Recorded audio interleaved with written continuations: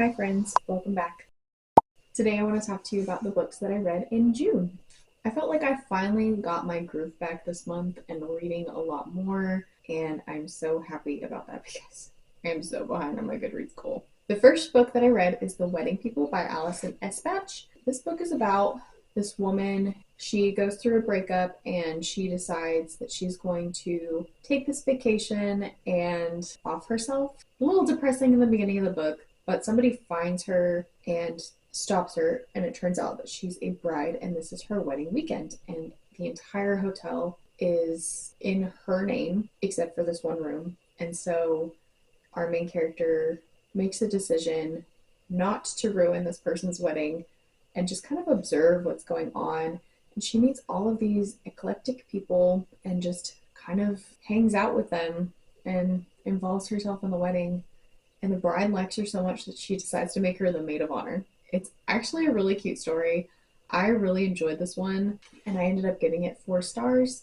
Next, I read Go Gently, Actionable Steps to Nurture Yourself and the Planet by Bonnie Wright. When I saw that this was by Bonnie Wright, I thought this was going to be more of like a memoir and her time working on Harry Potter and a little bit more about her life. And then I started listening to it, and it was about how we can do better for our planet. It is her ecologically friendly voice. I'm glad that I read this. I thought that I was doing a lot in my power to help the world, to help the planet, but turns out there's a lot more that I could be doing, and she gives a lot of actionable steps to make these changes in your life. And I really, really enjoyed that about this book. I am not gonna lie, I did feel a little guilty going into it because she talks a lot about the things that she does. But then she talks about like how she built up to it over time. So it wasn't like, oh, she just woke up one day and does all these things. Like, it got a little bit better as it progressed, but it is a little repetitive. I ended up giving it 4 stars. The next book that I read is Great Big Beautiful Life by Emily Henry. I actually read this during a reading vlog, so if you want to go check that out, you can. I have read every romance Emily Henry has published, and I enjoyed this book so much. Like all of her romances, they're just super cute and well written. In this book, we are following Alice and Hayden, and Alice is an aspiring novel writer. She writes celeb gossip, and she ends up tracking down this woman who is thought to be dead. She disappeared from the spotlight, and nobody knew where she went. And Alice is very proud that she tracked herself down. And then she is kind of put into this competition of who's going to get to write this woman's memoir, because somebody that she really admires has also been called forward to do the job. So of course there's a slow burn romance between Alice and Hayden, and it is very cute and very sweet. This is set in a small island, and it just feels really cozy. I love all of Emily Henry's small town settings. I think that they are so cozy, and you always meet these really interesting characters along the way, and I just love it. I give this book a 4.5 stars. Next, I read This Is Going to Hurt by Adam Kay. He is a physician in the UK, and he basically shares his pages of his diary on during his training. This is a memoir. I ended up giving it 3.5 stars. Next, I read Society of Lies by Lauren Ling Brown. I did not see the end coming. The suspect was not even on my radar. So if you read this, you are in for a good plot twist. I ended up giving this 3.5 stars. Next, I read The Shining by Stephen King. This is pretty notorious. I don't really know what to say about it. The Shining by Stephen King is about this family that goes to take care of the Overlook Hotel in Colorado over the winter. And you are watching all 3 of them spiral into madness. Jack, the dad, is haunted by ghosts of his past and his addiction to alcohol. And then Danny is plagued by ghosts of the hotel. And Wendy, the mom, she is just trying to keep it all together. And this book is really creepy. I think it's a lot darker than the movie, if you've ever seen the movie. And I think that you gain more of a good understanding of Jack, the dad, in this book, which I really appreciated. I ended up giving this 3 stars. Next, I read Everything is Tuberculosis by John Green. This book is, just as it says, it's a nonfiction about tuberculosis and how it affected John Green's family and how he got into the idea of doing this research. And he ended up spending some time in Sierra Leone and spent a lot of time with some TB patients and ends up writing a memoir of one of the patients included in this book. I enjoyed this book. I just wish that it went a little bit deeper.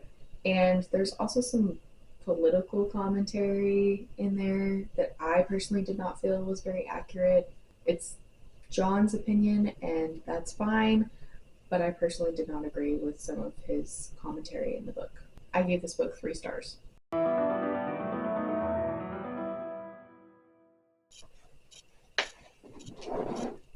Sorry about that. I had to go do some bread stuff. I'm making a bunch of different sourdough.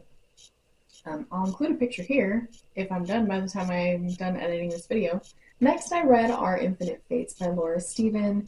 This book is about 2 lovers. They are reincarnated over and over, and they are fated to meet. Every lifetime they love each other, but every lifetime they have to kill each other.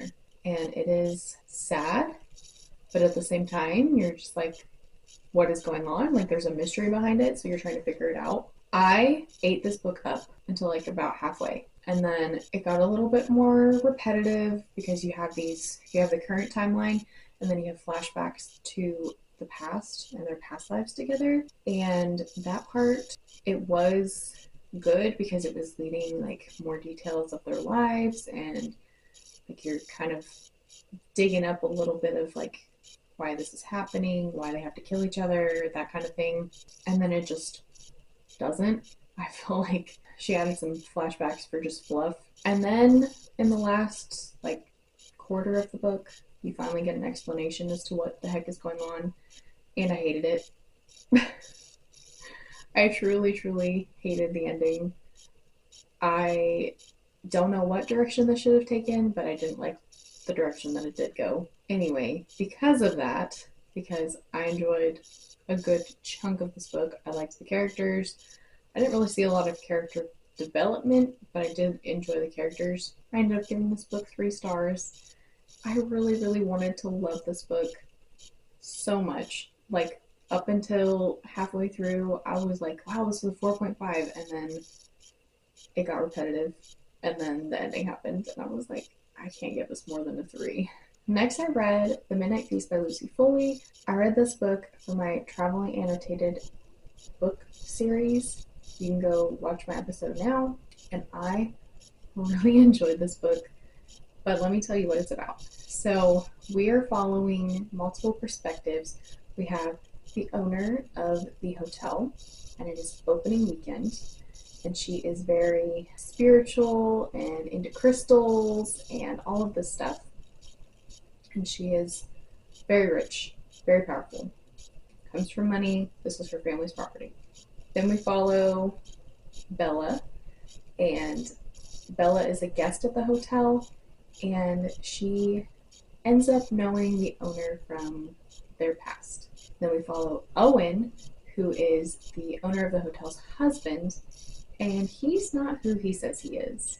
And then we have Eddie, who works as the dishwasher at the hotel, and he lives next door to the hotel, and the owner is trying to buy out his business. So we start the book in Bella's perspective. We flash to after the weekend, and the hotel is burned down. There's a lot of who, what, when, where, how, and I enjoyed it so much. And I think what made it so much fun was that I was writing in my book, trying to speculate who did what, and I really liked it. It was a good time. I gave this book 3.5 stars. And the last book that I read of the month was Oceanography of the Moon by Glendy Vanderah.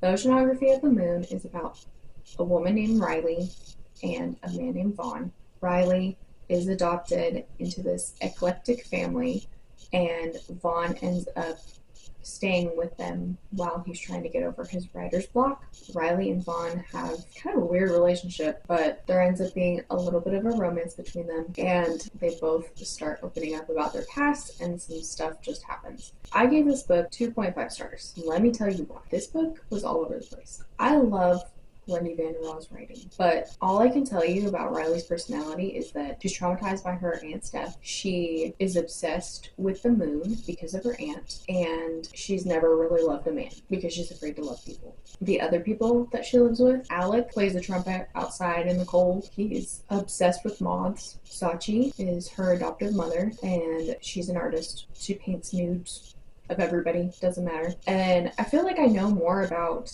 Riley's adopted brother than I know about Riley, which sucks because Riley's like a main character and we see through her perspective. Kieran likes to wear dresses. He's obsessed with fossils and clocks, and he likes taking the clocks apart. He creates magic. He thinks that he controls things that are going to happen. And then there's Vaughn, who I don't think he intentionally sought out Riley, but once he realizes he has this connection with her, he leans into it and then pushes her away because he doesn't want to talk about his books. And this book is just all over the place. There's a lot of murder in this book, and it's not a thriller. It just doesn't make sense. Like I said, this book is all over the place, so I gave it a 2.5 stars. I don't want to spoil too much. The writing is very beautiful, but it just fell flat for me. So let me go over my statistics for you. So I read 2 physical books, 6 audiobooks, and 2 ebooks. I read a total of 3,520 pages. That's an average of 125 pages per day. It took me about 4 days to read a book, and I had an average rating of 2.45. I read 7 female authors, 3 male authors, and 4 new-to-me authors. All of my books were adult, so I read 10 adult books. I read 1 fantasy, 2 contemporary, 1 romance, 3 thriller, and 3 nonfiction. It's a weird reading month for me. But my favorite book of the month was Great Big Beautiful Life by Emily Henry. I just thought the romance was so cute. I loved the storytelling behind Margaret and the woman that they're interviewing. I love the storytelling of her life. I adored the weird characters in town. I'm going to keep reading Emily Henry because I really like her writing. June was a really good reading month for me. I hope you guys had a good reading month too. Thank you guys so much for watching. Have you read any of these books? If so, let me know in the comments down below. And if you don't know what to comment, comment the firework emoji because we are officially in July. I will see you guys soon in a new video. Happy reading. At first I was like, wow, man, I suck. I am not very ecologically sound of mind. How it affected John's John? Oh my god. Let me pause this because my camera's gonna die. Hold on. Oh, time to do bread. Should have waited. Whoops, hold on. I read this book for my traveling. Oh my god. For reading. Have you read any of these books? If so, let me know oh my god, I can't talk. Oh my god. Oh god. There's a dog coughing. Okay, that's cute. That was cute and fine.